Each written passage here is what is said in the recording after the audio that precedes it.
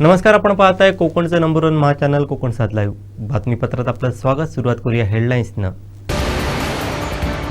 मुख्यमंत्र्यांनी घेतलं शिवरायांच्या पुतळ्याचं दर्शन, व्यक्त केलं समाधान। कोकणच्या समृद्धीचा गोवर्धन राणेंनी उतरला, एकनाथ शिंदे यांनी केलं कौतुक। आणि देशातील उत्तम गोशाळा राणेंनी कोकणात उभी केली, देवेंद्र फडणवीस यांचं प्रतिपादन। आता पाहूया सविस्तर बातम्या। धवल क्रांतीतून कोकणचा विकास होईल असं मत उपमुख्यमंत्री एकनाथ शिंदे यांनी व्यक्त केलं आहे। पाहूयात। राणे साहेबांच्या गोशाळेद्वारे कोकणात धवल क्रांतीचा पाया रचला जाणार आहे। मगाशी आम्ही पाहिलं की गाईच्या दुधापासून पनीर असेल, दही असेल, तूप असेल, लोणी असेल, सगळं बनवत आहे आणि त्यासाठी लागणारं हजारो लिटर दूध, म्हणजे त्यांची संकल्पना जी आहे या गायींच्या माध्यमातून दूध मिळेलच, परंतु आजूबाजूच्या या संपूर्ण परिसरातल्या शेतकऱ्यांकडून देखील दूध विकत घेतलं जाईल आणि त्यांना देखील पैसे मिळतील आणि खऱ्या अर्थाने त्यांच्या देखील आयुष्यामध्ये चांगले दिवस येतील।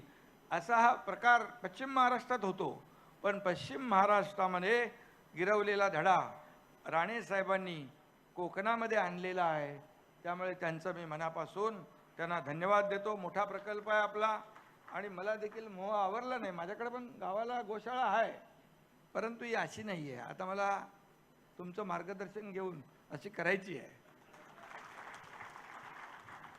गायीपासून काय काय तयार होतं ते तुम्ही सांगितलेलं आहे आणि म्हणून खऱ्या अर्थाने महायुती सरकार, मी मुख्यमंत्री असताना देखील अनेक प्रकल्प आम्ही देवेंद्रजी, अजितदादा आमच्या टीमने पुढे नेले। आता देखील सागरी महामार्ग करतोय, देवेंद्रजी आता मुख्यमंत्री आहेत, आमची टीम या ठिकाणी गेल्या वेळी जे वेगवान निर्णय आम्ही घेतले, एकीकडे विकास प्रकल्प, दुसरीकडे कल्याणकारी योजना, लाडक्या बहिणीसारख्या अनेक योजना, शेतकऱ्यांच्या योजना, आणि त्यामुळे या महाराष्ट्रातल्या राज्यातल्या जनतेने आपल्या महायुतीला भरभरून दिलं, एक दैदिप्यमान असं यश दिलं, लँडस्लाईड मॅन्डेट दिलं आणि त्यामुळे आमची सगळ्यांची जबाबदारी आणखी वाढली आहे। आमची टीम ते पुढे देखील त्याच वेगाने, त्याहीपेक्षा दुप्पट वेगाने, आता मुख्यमंत्री महोदयांचा 100 दिवसाचा एक कृती आराखडा होता, त्यात देखील खूप चांगलं काम अनेक विभागाने केलं। आता 150 दिवसाचा आम्ही करतोय। हा कायम, हा जो काही वेग आहे विकासाचा, हा कायम आम्हाला ठेवायचा आहे आणि म्हणूनच या ठिकाणी विकास तर होईलच, परंतु राणे साहेबांनी याच्यामध्ये फक्त आपल्या या गोशाळ्याच्या गोवर्धनच्या माध्यमातून एक मॉडेल तयार केलेलं आहे आणि त्यामध्ये फक्त प्रोडक्शन नाही आहे, तर भाकड गायी ज्या आहेत त्यांना देखील इथं व्यवस्था केलेली जी आहे ते देखील मोठं पुण्याचं काम आहे, आशीर्वादाचं काम आहे। त्या गायी गोशाळेत येतील म्हणजे कसायांकडे जाणार नाही, म्हणजे गोवंश वाचेल आणि म्हणून यामध्ये आपण फार चांगला उद्देश ठेवलेला आहे आणि म्हणूनच काही वर्षात या धवल क्रांतीमधून कोकणाचा, इथल्या शेतकऱ्यांचा कायापालट होईल एवढंच मी सांगतो आणि या भागाचा समृद्ध विकास होईल, समृद्धीचं नवं दालन उघडलं जाईल आणि म्हणूनच एक चांगला मॉडेल आपण स्वतः, मी मगाशी मला नितेश म्हणाला, निलेश पण म्हणाला की हे सगळं जे तुम्ही केलं याच्यामध्ये प्रत्येक वास्तू, प्रत्येक इथला प्रकल्पातला प्रत्येक कोपरा न कोपरा आपल्या डोळ्याखालून आपण घातला आणि आपण मार्गदर्शन करून ही सगळी टीम एकत्र आणली आणि हे एवढं मोठं सगळं उभं राहिलेलं आहे। हे खऱ्या अर्थाने संपूर्ण कोकणाला मार्गदर्शक ठरावं अशा प्रकारची इच्छा आणि अपेक्षा व्यक्त करतो, विश्वास व्यक्त करतो। पुन्हा एकदा आपल्याला मनापासून धन्यवाद। जय हिंद, जय महाराष्ट्र। गोवर्धन गोशाळेचं उद्घाटन आज मुख्यमंत्री देवेंद्र फडणवीस यांच्या हस्ते करण्यात आलं। या गोशाळेत गीर गाईसह 150 प्रजाती असल्याचं नारायण राणे यांनी सांगितलंय। पाहूयात। समीर नलावडे, सर्व पदाधिकारी, सर्व शासकीय अधिकारी, मीडियाचे प्रतिनिधी, बंधूंनो, भगिनींनो, मित्र, आज एक वेगळा आगळा असा कार्यक्रम आम्ही राणे कुटुंबियांनी योजलाय, आखलाय आणि उद्घाटन राज्याचे माननीय मुख्यमंत्री, लोकप्रिय मुख्यमंत्री देवेंद्र फडणवीस आणि आमच्या एकनाथजी शिंदे यांच्या हस्ते आयोजित केला आहे. बांधवनो, आपणही इथे आल्यानंतर गोशाळा आपण अनेक पाहिल्या असतील वेगळ्या ठिकाणी, पण ही गोशाळा मी बनवताना किमान 1 डझन देशातील गोशाळा पाहिल्या. कशा बांधल्या आहेत, कशा गायींना ठेवल्या आहे, आणि ते पाहिल्यानंतर मी ठरवलं आपण पण गायीची सेवा करावी. गाय म्हणजे आपण माता मानतो. गाय पाळणं म्हणजे प्रगती आपली होईल या अपेक्षेने गाय पाळतो, सांभाळतो, सेवा करतो. आम्ही पण राणे कुटुंबियांनी या स्तुत्य हेतूने हा उपक्रम राबवायचं ठरवलं. गेली 3 वर्ष मी इथे या महाड रानावर पहिलं म्हणजे जमीन घ्यायला आलो, इथून आत आलो. माझं स्वागत केलं. झाडावर वाघ चढला होता, आम्हाला 5 तास खाली उतरला आणि गेला. पहिलं दर्शन त्यांचं झालं. अशा रीतीने हा उपक्रम इथे राबवायचं ठरवलं आणि देशातील विविध भागात जाऊन आज आम्ही 150 गायी आणलेल्या आहेत. वेगळ्या जातीच्या आहेत. या देशातील प्रसिद्ध गिर गाय आहे. महाराष्ट्रातील लातूरमधील, मराठवाडा, कोकण सगळ्या भागातील आपल्या स्थानिक गायी आणल्या आहेत. त्या तुम्ही पाहू शकता. आणि माझा हेतू असा आहे की गाय आपण ठेवली, सेवा केली म्हणजे आमची भरभराट होईल, हा माझा हेतू नसून माझ्या जिल्ह्यातील, राज्यातील लोकांची हा व्यवसाय करून समृद्धी त्यांना मिळावी यासाठी त्यांना वेगळ्या जाती समजाव्या. कोणती जात किती लिटर दूध देते, कोणत्या गाईचं तूप महाग विकलं जातं, हे सगळं इथे शिकता यावं यासाठी या गायी वेगवेगळ्या ठिकाणी ठेवलेल्या आहेत. आणि त्याचे एक्सपर्ट पण आपल्याला याल तेव्हा मार्गदर्शन करायला तयार आहे. असं एकही हे नाही आहे.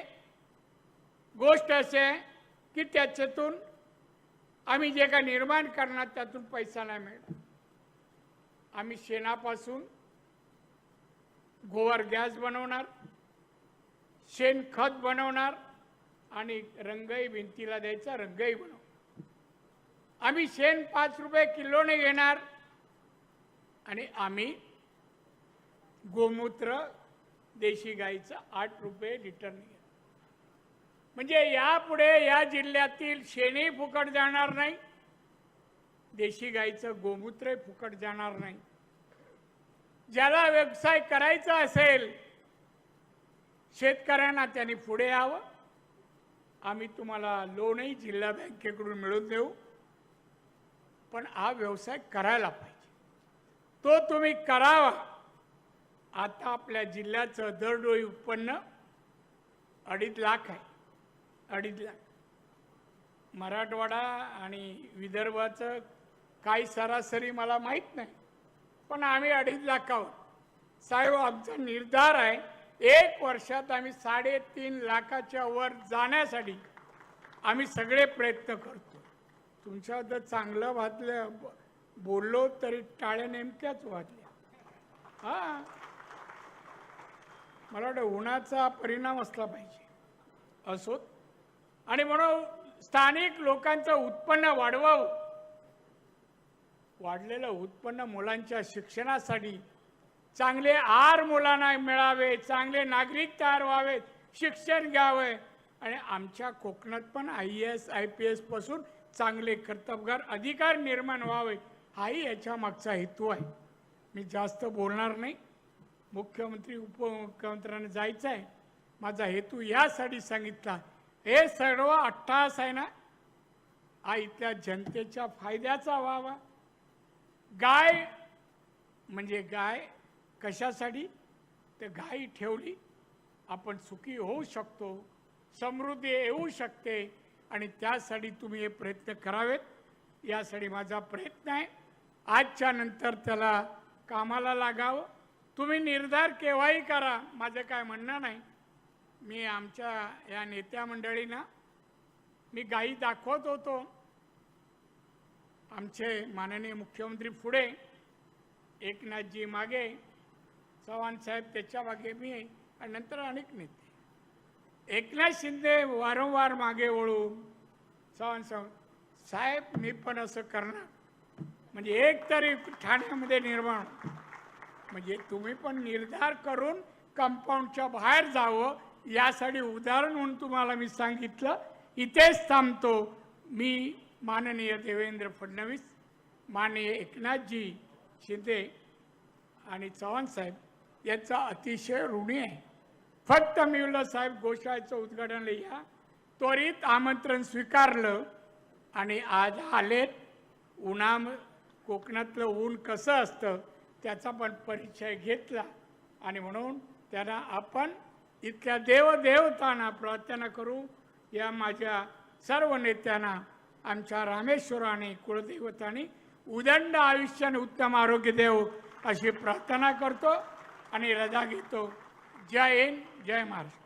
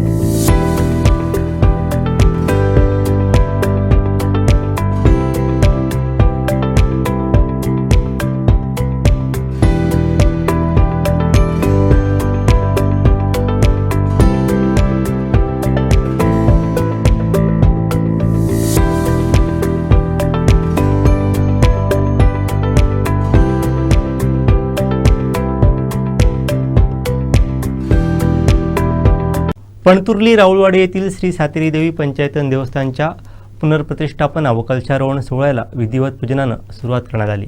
पाहुयात.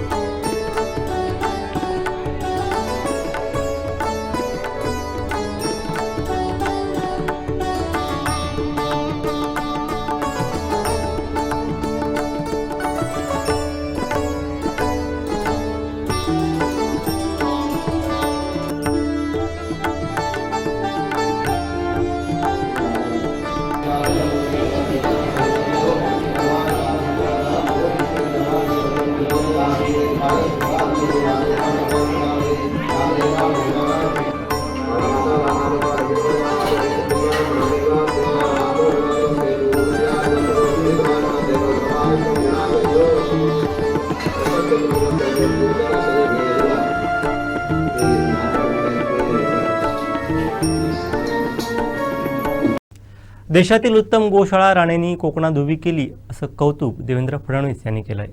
पाहूयात. आम्ही या गोवर्धन गोशाळेच्या उद्घाटनाकरता आलो. खरं म्हणजे आज राणे साहेबांचं किती अभिनंदन करावं तेवढं थोडं आहे. इतका सुंदर अशा प्रकारचा हा प्रकल्प राणे साहेबांनी तयार केला आहे.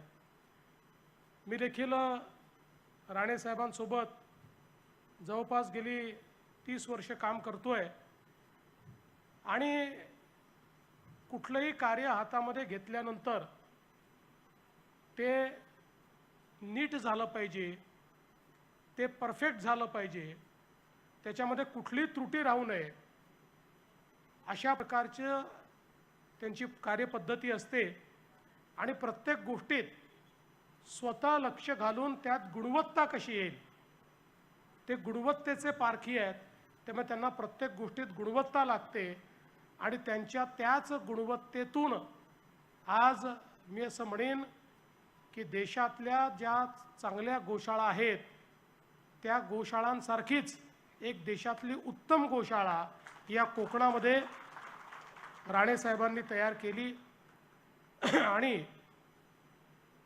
मी स्वतःला भाग्यवान समजतो की इतक्या चांगल्या गोशाळेचं उद्घाटन करण्याची संधी मला मिळाली आणि त्यांनी मला आणि शिंदे साहेबांना आम्हाला निमंत्रित केलं. त्याबद्दल देखील त्यांचे मनापासून आभार मानतो. गोशाळा उभारणं हे ईश्वरीय कार्य असल्याचे उद्गार देवेंद्र फडणवीस यांनी काढलेत. पाहूयात. राणे साहेब, आपण कोकणाला खूप दिलं, अनेक गोष्टी आपण कोकणात केल्या, काही काही गोष्टी खूप मोठ्या आहेत, त्याचा स्केल मोठा आहे. पण मी असं म्हणेन त्या सगळ्यांपेक्षा जर मला महत्त्वाचा प्रकल्प कुठला वाटतो तर हा गोवर्धन गोशाळेचा प्रकल्प वाटतो, जो आपण अतिशय सुंदर या ठिकाणी तयार केलेला आहे. आणि हे खरंच आहे की हा प्रकल्प पाहिल्यानंतर जशी शिंदे साहेबांना प्रेरणा मिळाली, प्रत्येकाला ही प्रेरणा मिळेल आणि त्यातनं निश्चितपणे येत्या काळामध्ये आपल्या देशी गायींचं संवर्धन, देशी गायींचा उपयोग हा मोठ्या प्रमाणात वाढेल. शासनाच्या वतीनं देखील आम्ही मोठ्या प्रमाणात एक सॉर्टेड सिमेंट हे देशी गायींचं उपलब्ध करून देण्याच्या संदर्भात त्या ठिकाणी प्रयत्न सुरू केलेला आहे आणि त्यातनं संपूर्ण महाराष्ट्रामध्ये अशा प्रकारच्या गायींचं संवर्धन आपण करू. खरं म्हणजे आमच्या विदर्भातली गवळव गाय देखील खूप चांगली आहे राणेसाहेब, ती जरा इथे यायची आहे. एक विदर्भातली गाय देखील या ठिकाणी आली पाहिजे, कारण ती देखील आपल्या देशी गायींमधली एक अतिशय महत्त्वाची गाय समजली जाते. तर निश्चितपणे आपण ती देखील आणाल हा मला विश्वास आहे. मी पुन्हा एकदा आपलं अतिशय मनपूर्वक अभिनंदन करतो आणि हे कार्य खरं म्हणजे ईश्वरीय कार्य आहे, म्हणून ईश्वरीय कार्याकरता ईश्वर आपल्याला आशीर्वाद देईल अशा प्रकारच्या ईश्वराच्या चरणी प्रार्थना करून माझं बोलणं संपवतो. धन्यवाद. जय हिंद, जय महाराष्ट्र. देशी गायींचं संवर्धन शेतकऱ्यांच्या समृद्धीचं असल्याचं मत देवेंद्र फडणवीस यांनी व्यक्त केलंय. पाहूयात. गायी त्या ठिकाणी टिकल्या पाहिजेत. खरं म्हणजे आपला प्रवास उलटा झाला. आपल्या देशी गायी सगळ्यात चांगल्या होत्या, पण आपण होस्टन आणल्या, आपण वेगवेगळ्या प्रकारच्या विदेशी क्रॉसब्रीड या ठिकाणी तयार केल्या आणि आपल्या गीर गाईला, आपल्या थारपारकर गाईला, आपल्या साईवाल गाईला ब्राझील घेऊन गेला आणि ब्राझीलनी आपल्या या देशी गाईचं त्या ठिकाणी संवर्धन केलं. आणि आज आपण पाहतोय की जे सेक्स सॉर्टेड सिमेंट आहे त्याची टेक्नॉलॉजी ब्राझीलवरनं आपल्याला आणावी लागते आणि ते 100% आपल्या देशी गाईचं आहे. आपल्या देशी गाईचं संवर्धन या ठिकाणी करण्याचं काम आज त्या ठिकाणी करण्यात आलेलं आहे. आपल्यालाही आता हे लक्षात आलेलं आहे आणि मला अतिशय आनंद वाटतो की या ठिकाणी सगळ्या देशी गायी मला पाहायला मिळाल्या. मोठ्या प्रमाणात आपल्या गीर गायी आहे, आपल्या देवणी आहेत, आपल्या कपिला आहेत, वेगवेगळ्या प्रकारचे जे आपल्या साहिवाल आहे, वेगवेगळ्या प्रकारच्या ज्या आपल्या देशी गायी आहेत, या सगळ्या या ठिकाणी आपल्याला पाहायला मिळालेल्या आहेत. देशी गायींचं संवर्धन करूनच आपण खऱ्या अर्थानं आपल्या शेतीला, शेतकऱ्यांना स्वयंपूर्णतेकडे नेऊ शकतो. व्यक्त करतो, अभिनंदन करतो. तसेच मी तर अध्यक्ष म्हणून काम करतच आहे. उपाध्यक्ष म्हणून किरण भाऊ सामंत हे सुद्धा क्रिकेटमध्ये लक्ष देऊन असतात. आमची पूर्ण बॉडी असते, कुठं काय चाललंय, कसं काय चाललंय, कशा पद्धतीने आपल्याला क्रिकेटला ताकद देता येईल यासाठी अध्यक्ष, उपाध्यक्ष सर्वच मेंबर तिथे लक्ष देऊन असतात. मला आपल्या सर्वांना सांगायला आवडेल की आपण महाराष्ट्र क्रिकेट असोसिएशनच्या अंतर्गत महाराष्ट्र लेवलची क्वालिटी ही नॅशनल लेवलची नाही तर इंटरनॅशनल लेवलची असणार आहे. पण आपल्या महाराष्ट्राची एक मेन अकॅडमी आपण अजय शिर्के साहेबांच्या नावाने पुण्यामध्ये सुरू करत आहोत. महाराष्ट्र क्रिकेट असोसिएशन मधून जे कुठले प्लेयर्स सर्व फॉर्मॅटचे मुलं आणि मुली यांना सिलेक्ट करून त्या अकॅडमीमध्ये उत्कृष्ट अशा कोचेसच्या मदतीने तिथं आपण तिथे ट्रेनिंग करणार आहोत. पण याच्याच बरोबर आपण 4 रिजनल अकॅडमी सुरू करत आहोत. त्या कुठं सुरू करत आहोत तर छत्रपती संभाजीनगरमध्ये करणार आहोत. त्याच्याच बरोबर आपण जळगावमध्ये एक अकॅडमी तिथं सुरू करत आहोत. त्याच्याच बरोबर सोलापूरला एक अकॅडमी आपण सुरू करणार आहोत. आणि 4थी अकॅडमी कोकण पट्ट्यासाठी आपण रत्नागिरीमध्ये सुरू करत आहोत. रत्नागिरी असोसिएशनने सुद्धा सपोर्ट केलेला आहे. बाकी दोन्ही ज्या डिस्ट्रिक्ट असोसिएशन आहे रायगड आणि आपलं सिंधुदुर्ग त्यांनी सुद्धा याच्यात सपोर्ट केलेला आहे. सेंटरला असल्यामुळे रत्नागिरीमध्ये ते सुद्धा दापोलीमध्ये गोल्ड फील्ड क्लब हा जो क्लब आहे इथं ती आपण रिजनल या 3 डिस्ट्रिक्टची अकॅडमी सुरू करत आहोत. त्यासाठी अनिल भाऊ छाजेड यांचे मी आभार व्यक्त करतो. त्यांनी कन्सेशनल रेटमध्ये ही सुंदर अशी 5 स्टार फॅसिलिटी त्यांनी वापरण्यासाठी दिलेली आहे. खर्च हा मोठा असतो, खर्च लहान नसतो, पण खर्च कितीही मोठा असला तरी ते क्रिकेटचे पॅशन त्यांच्या मनामध्ये असल्यामुळे त्यांनी ही अकॅडमी अतिशय माफक दरामध्ये आपल्याला वापरण्यासाठी दिलेली आहे.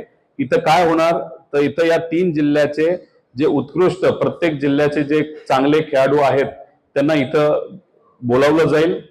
त्याच्यामध्ये सर्व फॉर्मॅट्स असतील म्हणजे लहानापासून सिनियर पर्यंत मुलं आणि मुली त्यांना इथं आणून इंडोर अकॅडमी आपण करणार आहोत. आता इथं चांगल्या प्रकारचं ग्राउंड आहे, जिम आहे आणि स्विमिंग पूल आहे, राहण्याची व्यवस्था आहे. येत्या काळामध्ये इंडोर स्टेडियम ज्याला आपण पावसाळ्यामध्ये बॉलिंग आणि बॅटिंगची प्रॅक्टिस करायला लागते असं एक छोटस प्रॅक्टिस पिच इंडोर आपण तिथं करून घेणार आहोत.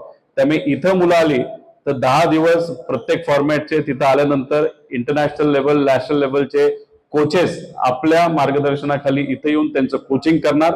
म्हणजे इथलं इथं यांचं कोचिंग झालं तर ते त्यांच्या डिस्ट्रिक्टमध्ये जाऊन त्यांचा खेळ तिथं खेळणार. परत इथं काय जर ट्रेनिंग करायचं असेल तर आपण करणार, कोचेसचं ट्रेनिंग करणार, ट्रेनर्सचं ट्रेनिंग करणार, जे फिजिओ असतात त्यांचं ट्रेनिंग करणार. अशा पद्धतीने इथं रिजनल अकॅडमी आपण दापोलीमध्ये रत्नागिरी जिल्ह्यामध्ये इथं आपण करत आहोत. काही वेळापूर्वी इथले लोकप्रतिनिधी योगेशजी कदम आले होते जे राज्यमंत्री सुद्धा आहेत. त्यांना सुद्धा या बाबतीतली माहिती तिथं दिलेली आहे. हे राजकारणाच्या पलीकडे हा खेळ असतो त्यामुळे इथे सर्वांनीच या अकॅडमीला सहकार्य करू असं तिथं सांगितलेलं आहे. त्यामुळे ही एक घोषणा आपल्या सर्वांच्या उपस्थितीमध्ये आज इथं करायची होती. एक MPL आणि WMPL ची आणि दुसरी रत्नागिरीमध्ये आपण या 3 जिल्हे कोकण पट्ट्यासाठी एक उत्कृष्ट इंटरनॅशनल लेवलची अकॅडमी इथं सुरू करणार आहोत. ही अशी घोषणा इथं खऱ्या अर्थाने आपल्या सर्वांनी करायची होती. जाता जाता फक्त डिस्ट्रिक्ट लेवलला आपण मॅचेस कशा घेतो हे 3ही डिस्ट्रिक्टच्या मदतीने सुंदर असं क्रिकेट इथं खेळलं जातं. आपापल्या लेवलला त्यांच्या मॅचेस तिथं सुरू आहेत. आम्ही सुद्धा इथे 296 टोटल डिस्ट्रिक्टला मॅचेस दिलेल्या आहेत. त्यापूर्वी हा आकडा फार कमी होता. आणि हे सगळे जे डिस्ट्रिक्ट आहेत ते सुद्धा आपापसात म्हणजे 1200 पेक्षा जास्त इन्व्हिटेशन मॅचेस या भागामध्ये खेळल्या गेल्या. ग्रासरूट अकॅडमीची जी जरूरत भासत होती ती आम्ही या ठिकाणी आता सुरू केलेली आहे. आणि आमचा मानस आहे जो आम्ही मगाशी राज्यमंत्र्यांना सुद्धा बोलून दाखवला की इथं आपल्याला या भागामध्ये उद्या जाऊन रणजी मॅचेस व्हाव्यात असं एक इन्फ्रास्ट्रक्चर इथं डेव्हलप करायचंय. त्या बाबतीत ते सकारात्मक आहेत. त्याच्याचबरोबर हा क्लब सुद्धा आपल्याला इथं इन्फ्रास्ट्रक्चरसाठी मदत करणार आहे. त्यामुळे टप्प्याटप्प्याने येत्या काळामध्ये BCCIच्या रणजी मॅचेस होतीलच, पण त्याच्याच बरोबर इथं जर आपल्याला BCCIचे इतर फॉर्मॅट द्यायचे असेल तर काही इन्फ्रास्ट्रक्चरची जरूरत आहे. ती येत्या काळामध्ये आपण नक्कीच तिथं करू. महाराष्ट्र क्रिकेट असोसिएशनच्या माध्यमातून प्रत्येक जिल्ह्याला आपण 75 लाख रुपये हे तिथं इन्फ्रास्ट्रक्चर डेव्हलपमेंटसाठी देणार आहोत. म्हणजे पिचचं डेव्हलपमेंट, ग्राउंडचं डेव्हलपमेंट, तिथं स्वच्छतागृह असतील, बसण्याची व्यवस्था असेल, राहण्याची व्यवस्था असेल, चांगली जिम असेल, चांगली मशीन जे लागतात, अशा पद्धतीने पहिला टप्पा 75 लाखाचा आहे. 7 जिल्ह्यांना आपण तो निधी तिथं दिला आहे. पुढचे जे इतर जिल्हे आहेत त्यांचं तिथं कागदपत्र होत आहेत. पुढच्या 3 महिन्यामध्ये प्रत्येक जिल्ह्याला आपण हा निधी देणार आहोत.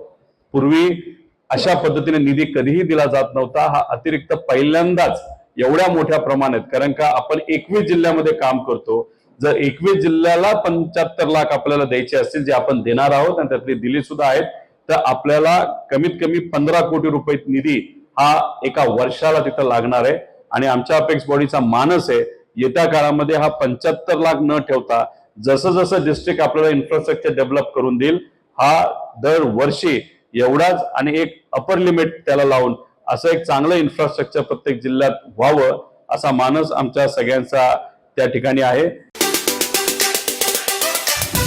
प्रकार आपले सुतारजीने जी काय माहिती दिली, शेवटी ते जगप्रसिद्ध असे शिल्पकार आहेत आणि म्हणून जेव्हा ते काही माहिती देतात तेव्हा त्यांच्या अनुभवाच्या अनुसार ही माहिती देतात आणि ज्या पद्धतीने त्यांनी ह्या पुतळ्याच्या प्रत्येक बारकाईच्या वर स्वतः लक्ष घातलेलं आहे. म्हणजे तलवार असेल, मयान असेल, महाराजांचा चेहरा अगर तुम्ही बघितलं तर एकही ऊर्जा स्तोत्र आपल्याला ह्या निमित्ताने इथे अनुभवायला भेटतं. म्हणून मला जसं जगामध्ये स्टॅच्यू ऑफ लिबर्टी आहे, स्टॅच्यू ऑफ युनिटी आपल्या भारतामध्ये आहे, त्याच दर्जाचा आता हा एक अजून एक स्पॉट किंवा एक स्थळ आपल्या असंख्य शिवप्रेमींना, पर्यटकांना आणि आंतरराष्ट्रीय ज्यांना ज्यांना शिवरायांच्या दर्शन घ्यायचं आहे, तर मला विश्वास आहे त्याचं सर्वात पहिलं नाव हे राजकोटचा हा पुतळा आतापर्यंत घेतला. ह्या बाजूला हा जी काही जागा आहे ते आमचे आदरणीय मुख्यमंत्री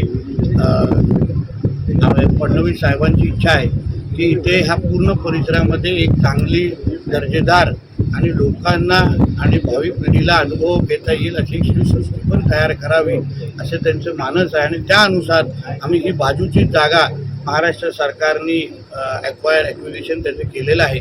चांगले एक डिझाईन आम्ही तयार केलेलं आहे. त्याचं प्रेझेंटेशन आता कॅबिनेट लेवलला होईल आणि लवकरच ही शिवसृष्टी पण आम्ही लोकांच्या सेवेसाठी आणि लोकांना अनुभव घेण्यासाठी इथे तयार करणार आहोत.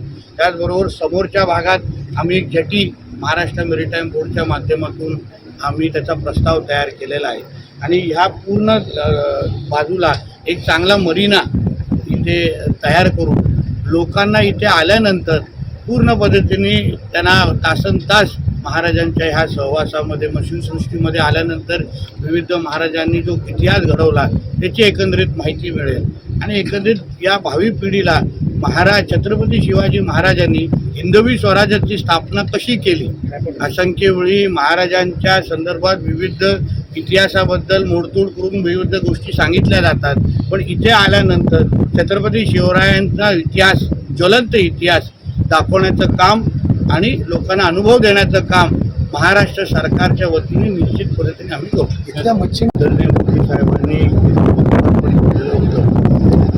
आणि त्यानंतर जी काही दुर्घटना घडली आणि त्या दुर्घटनेनंतर महाराष्ट्राचे मुख्यमंत्री आदरणीय देवेंद्र फडणवीस साहेबांनी शपथ घेतल्यानंतर महाराष्ट्राच्या जनतेला, देशाच्या जनतेला, असंख्य शिवप्रेमींना विश्वास दिला होता.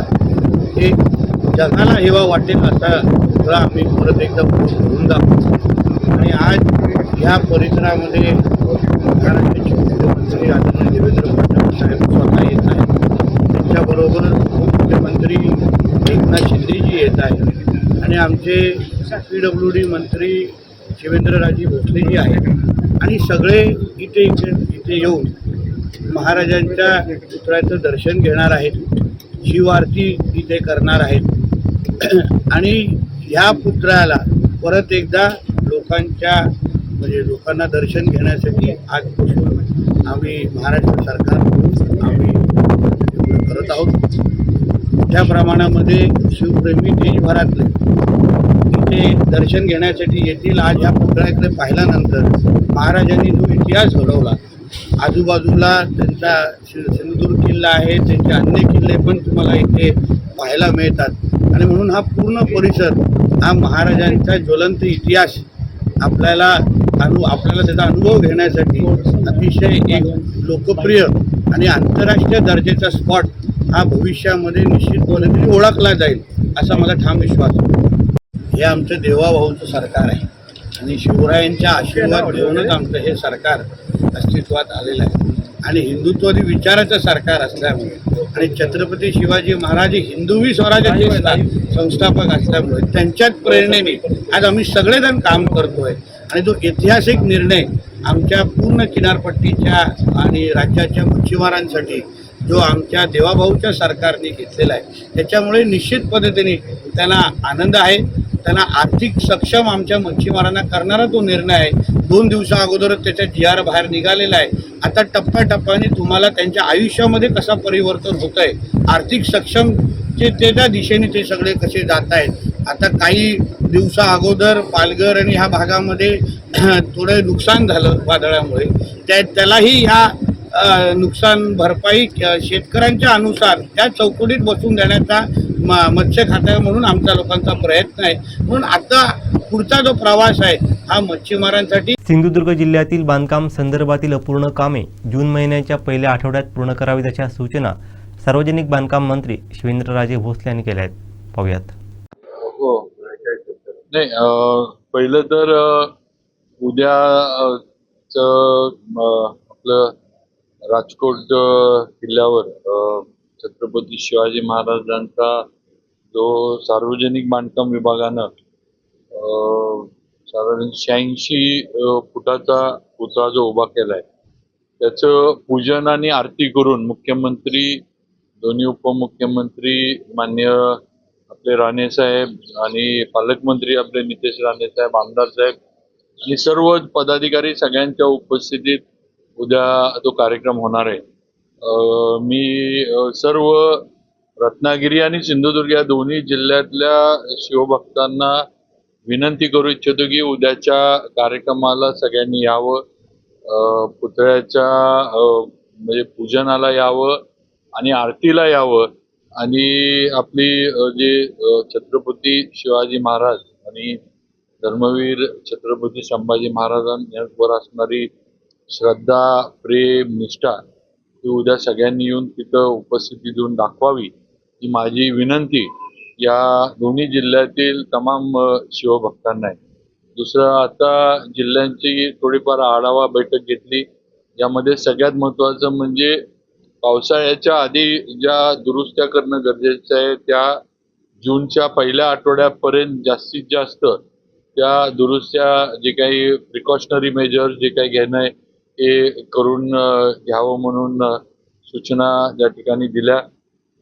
त्याचबरोबर काही आमदार साहेबांनी पण काही सूचना, काही ठिकाणी कामं जी थोडी चुकीची झाली, काही ठिकाणी कामं थोडी लेट होत आहेत त्याच्याबद्दल पण त्यांनी पण सूचना दिल्या. त्याचप्रमाणे नॅशनल हायवेचं पण आम्ही थोडा आढावा घेतला. त्यामध्ये सुद्धा जिथं जिथं कामं हे साधारण आता आमचं हे की जे ब्रिजेस काही ठिकाणी आता मागं पडलेले आहेत, मग चिपळूणचा असेल, मला वाटतं संगमेश्वरच्या इथला असेल थोडंफार आणि इंदापूर माणगावचं तिथलंही असेल, तर हे सगळे जे आहेत हे साधारण डिसेंबरपर्यंत ही कामं ब्रिजेसची वगैरे पूर्ण होऊन जातील. पण तोपर्यंत पावसाळ्यामध्ये तिथं असणारे जे वापरात असणारे जे सर्व रस्ते आहेत याचं जिथं डांबरीकरण असेल तिथं डांबरीकरण, जिथं कॉन्क्रीट करायचं असेल तिथं कॉन्क्रीट हे जूनच्या पहिल्या आठवड्यापर्यंत पूर्ण होऊन पुढं पूर्ण पावसाळा ते गणपतीपर्यंत हा सगळा रस्ता वाहतुकीसाठी योग्य राहायला पाहिजे अशा पद्धतीच्या सूचना या ठिकाणी दिल्या. दुसरं, आपण मोठ्या प्रमाणावर जी झाडं आपण कापतोय रस्ता रुंदीकरणासाठी, झाडांची तोड आपण डिपार्टमेंटकडनं करतोय, तर त्याची सुद्धा झाडांची झाली पाहिजे, लावली पाहिजे. नुसतं लावायची नाहीत तर GPS लोकेशन देऊन कुठं लावली ते आणि ही झाडं जगलीत का नाही हे सुद्धा डिपार्टमेंटकडनं वरिष्ठ अधिकाऱ्यांच्या माध्यमातून तपासलं जाणार आहे.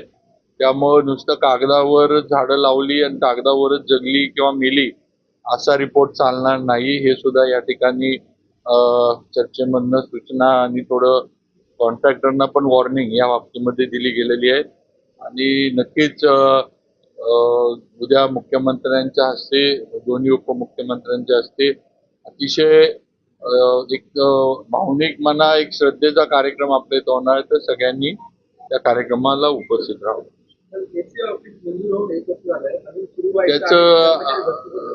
त्याचं आताच आमची चर्चा झाली तर आता बदल्यांचं सगळं सुरू झालेलंच आहे म्हणजे मे मध्ये आपण तर याच्यामध्ये आपण सिंधुदुर्गचं जे AC ऑफिस आहे त्याला लागणारे जे काही अधिकाऱ्यांचं हे आहे म्हणजे आकृतीबंध त्याचा मंजूर झालाय तर ह्याच्यामध्ये तिथले अधिकारी जे आहेत ते दिले जातात.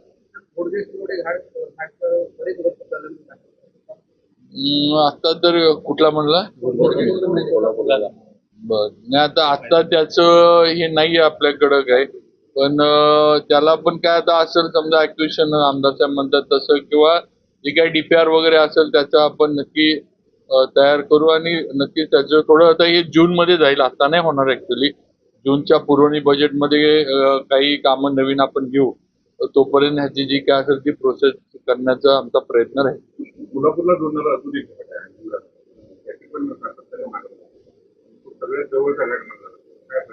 नाही त्याचं पण आपण DPR म्हणजे काय जे करणं गरजेचं आहे आता मी आज काय त्याची माहिती नाही घेतली पण मी आपण म्हटलंय तसं नक्कीच मी त्याची माहिती घेईन.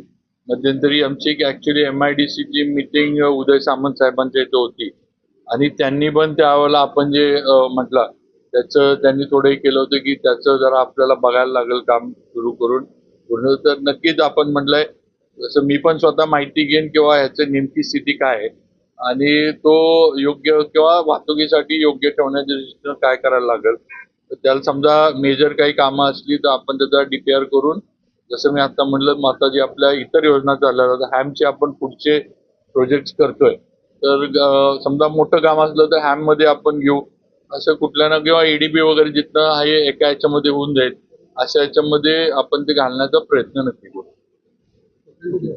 भारत आणि पाकिस्तान यांच्यातील युद्धजन्य परिस्थितीत सैन्य दलाच्या समर्थनार्थ आणि भारतीय जवानांचं मनोबल वाढवण्यासाठी सावंतवाडी शहरात शिवसेनेतर्फे तिरंगा रॅलीचं आयोजन करण्यात आलं आहे. हमसे जो टकराएगा मिट्टी में मिल जाएगा हमसे जो टकराएगा मिट्टी में मिल जाएगा.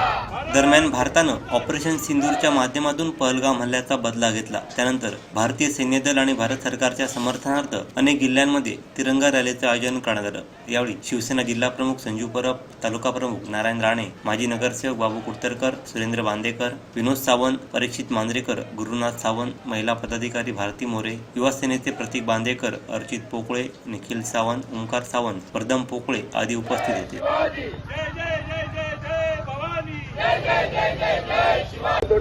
नागरिक व सर्व शिवसेनेचे पदाधिकारी आज भारत आणि पाकिस्तान याच्यामध्ये युद्ध चालू आहे आणि आपल्या जवानांना सपोर्ट करण्यासाठी किंवा त्यांना मानवंदना देण्यासाठी आपण इथं रॅली काढलेली आहे आणि या रॅलीला अल्पशा वेळात चांगला प्रतिसाद मिळालेला आहे. त्याच्यामुळे सर्वांचे मी मनापासून आभार मानतो. आपले जवान सीमेवर लढतात म्हणून आता आपण रॅली काढू शकतो, रात्री झोपू शकतो. त्या जवानांना सगळ्यांतर्फे मी सलाम. आणि आता सीज फायर झालेला आहे पण तरी सुद्धा पाकिस्तान मध्ये सीज फायर सोडत आहे. योग्य वेळी त्यांना योग्य धडा शिकवण्यास आपलं सैन्य नेहमी तत्पर असतं आणि तत्पर आहे. त्यामुळे आपल्याला काय घाबरण्याची गरज नाहीये. पण आपण या देशात राहतो त्याच्यामुळे देशसेवा आपल्या हातनं काहीतरी व्हावी म्हणून जेव्हा देशाला आपली गरज लागेल नागरिक म्हणून तर आम्ही सर्वांनी म्हणून आपल्याला देशसेवा करायची आहे आणि ते आम्ही निश्चितपणे करू असं या ठिकाणी मी नमूद करतो. आणि सर्वांना या रॅलीत सहभाग घेतल्याबद्दल धन्यवाद देतो आणि शहीद जवानांना 2 मिनिटं पुन्हा श्रद्धांजली आपण देऊ. एक साथ खडे राहू.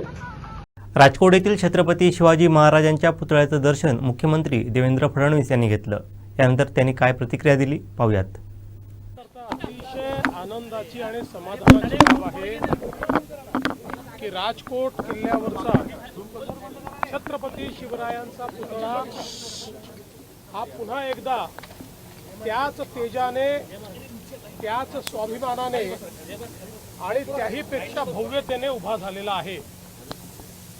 मागच्या काळामध्ये ज्यावेळी या ठिकाणी दुर्दैवी घटना झाली होती त्यावेळी आमच्या सरकारने निर्धार केला होता की विक्रमी वेळेमध्ये हा पुतळा या ठिकाणी पुन्हा आम्ही प्रस्थापित करू आणि अक्षरशः विक्रमी वेळेत हा पुतळा या ठिकाणी पुन्हा आम्ही प्रस्थापित करू आणि अक्षरशः विक्रमी वेळेत हा पुतळा या ठिकाणी आलेला आहे आणि आज त्याचं पूजन आम्ही केलेलं आहे.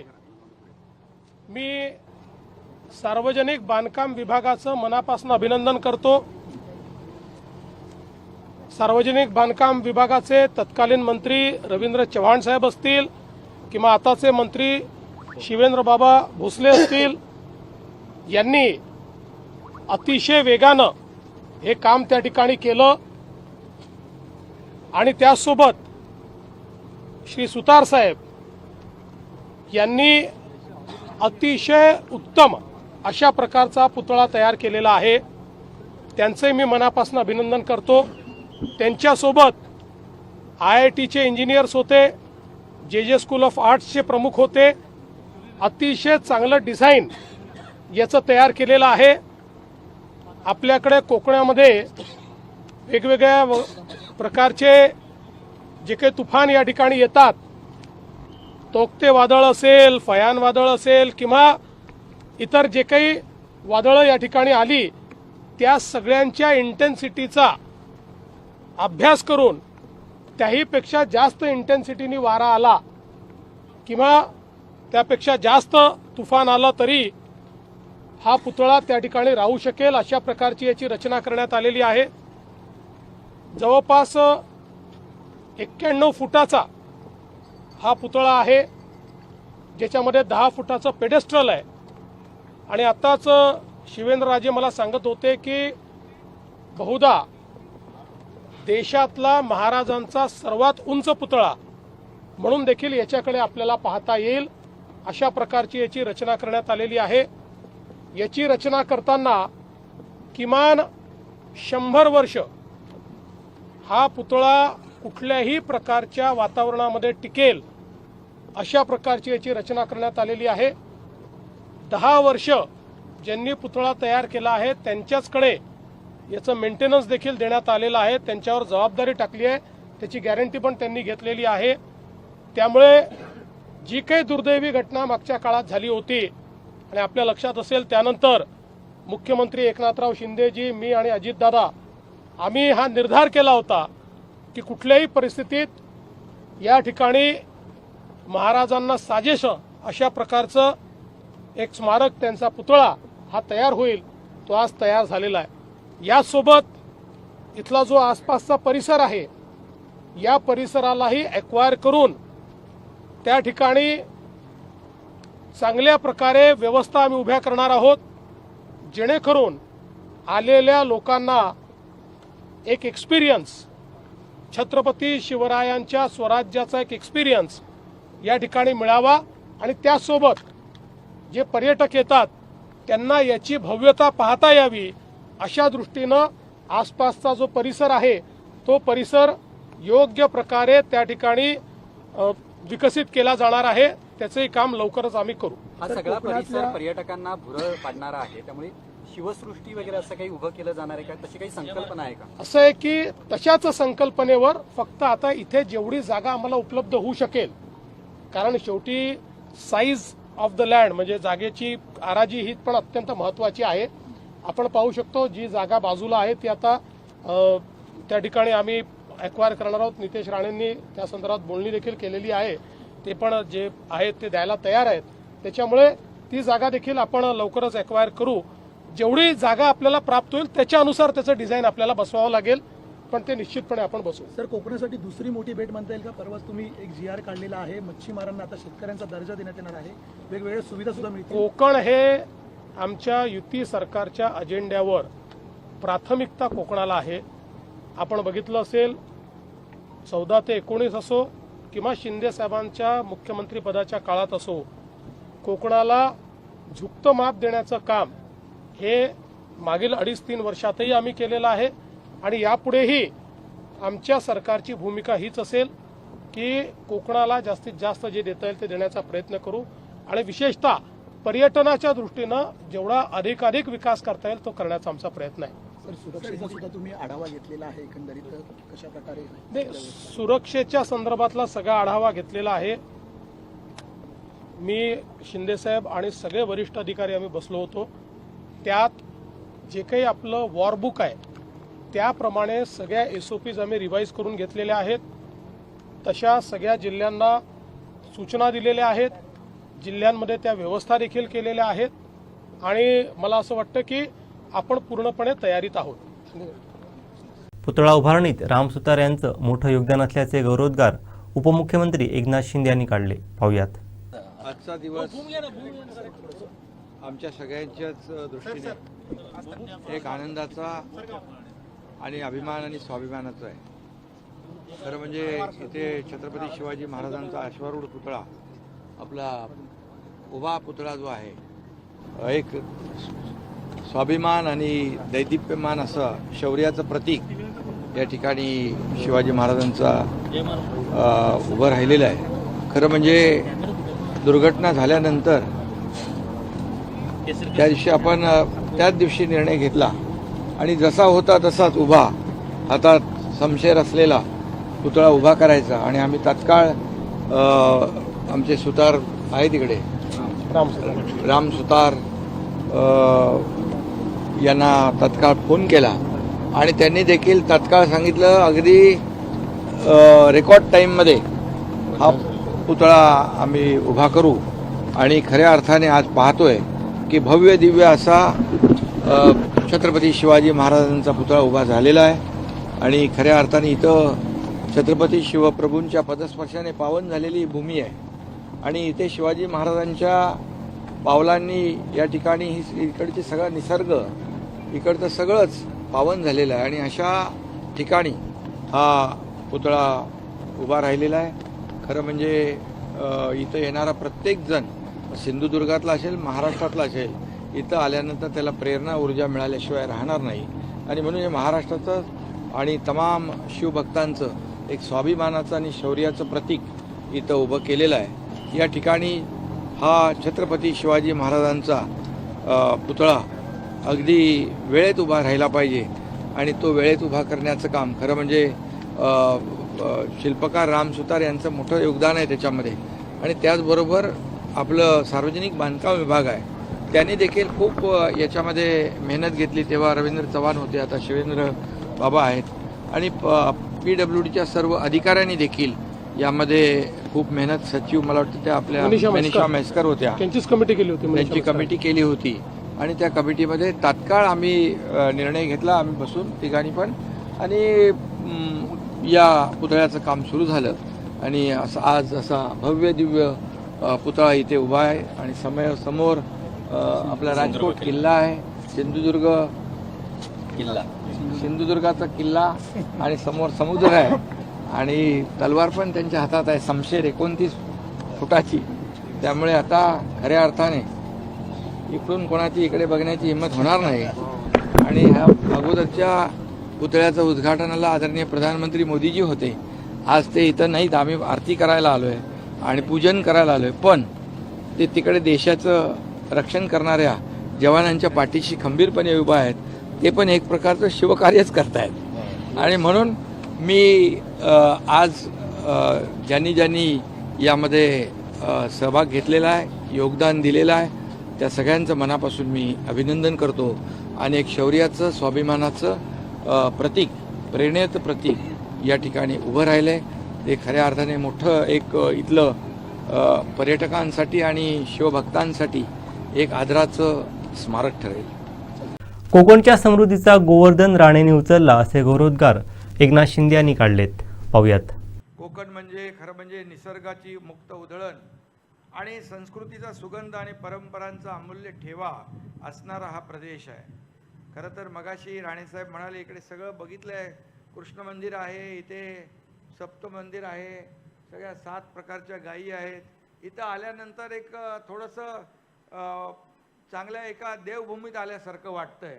आणि म्हणून आज खऱ्या अर्थाने आज राणेसाहेबांनी जे काही काम केलेलं आहे खऱ्या अर्थाने ते एक दिशादर्शक आहे. आणि कोकण हा निसर्ग संपन्न निसर्गरम्य हा परिसर आहे आणि खऱ्या अर्थाने कोकणाला हे वरदान आहे. समुद्र आहे, डोंगर आहे, झाडी आहे, हिरवं घनदाट जंगल आहे आणि म्हणून हा निसर्गरम्य आणि सांस्कृतिकदृष्ट्या असा हा प्रदेश आहे. आणि म्हणून हापूस आंब्याला देखील जगाच्या नकाशावर झळकवणारा हा प्रदेश आहे. आणि एका कवीने म्हटलंय, स्वर्गापेक्षा सुंदर असा आमचो ह्यो कोकण, तुम्ही येऊन बघा आणि बघून जावा, प्रसन्न होतला मन.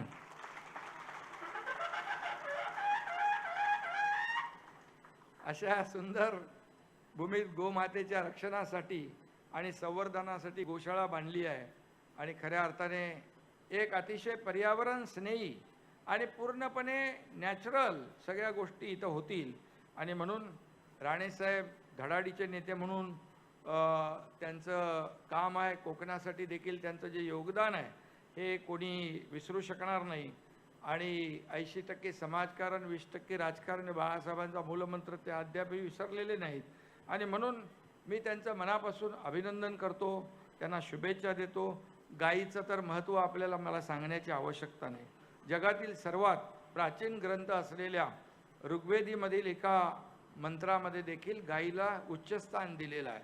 आणि म्हणून गायीला महत्त्व एवढं दिलं आहे की गाय केवळ पवित्र नाही, ती अत्यंत उपयुक्त देखील आहे. मगाशी राणेसाहेबांनी म्हटलं की त्या गायीच्या शेणापासून काय करणार, गोमूत्रापासून काय करणार. फक्त इथं गोमूत्र आणि गायी आहेत त्याचं शेण आणि गोमूत्र नाही, शेतकऱ्यांकडून देखील ते पैसे देऊन 5 रुपये आणि 8 रुपयाने विकत घेणार. म्हणजे शेतकऱ्यांची देखील समृद्धी यामध्ये त्यांनी डोळ्यासमोर ठेवलेली आहे. आणि म्हणूनच मी जेव्हा मुख्यमंत्री होतो त्यावेळेस मी देवेंद्रजी, अजितदादा आम्ही गोमातेला राज्यमातेचा दर्जा दिला. आणि खऱ्या अर्थाने गोमाता आपल्या सगळ्यांच्या आयुष्यामध्ये फार महत्त्वाचं स्थान आहे. आणि म्हणून ही गोशाळा सुरू करून राणेसाहेबांनी खऱ्या अर्थाने धार्मिक आस्था, जैविक शेती, ग्रामीण अर्थव्यवस्था आणि पर्यावरणपूरक जीवनशैलीला अधिक मजबूत आणि समृद्ध करण्याचा हा प्रयत्न केलेला आहे. कोकणी माणसाला, या भागातल्या शेतकऱ्याला श्रीमंत करण्याचा हा प्रयत्न आहे. आणि म्हणून गोवर्धन पर्वत उचलण्याचं काम राणेसाहेबांनी केलेलं आहे. आणि म्हणून राणेसाहेबांना मी मनापासून अभिनंदन करतो. शेवटी ठळक घडामोडी पुन्हा एकदा. मुख्यमंत्र्यांनी घेतलं शिवरायांच्या पुतळ्याचं दर्शन, व्यक्त केलं समाधान. कोकणच्या समृद्धीचा गोवर्धन राणेंनी उचलला, एकनाथ शिंदे यांनी केलं कौतुक. आणि देशातील उत्तम गोशाळा राणेंनी कोकणात उभी केली, देवेंद्र फडणवीस यांचं प्रतिपादन. बातमीपत्रात वेळ झाली ते थांबण्याची. पाहत राहा बदलत्या कोकणचा बुलंद आवाज. कोकणचं नंबर 1 महा चॅनल कोकण साधलाय. धन्यवाद.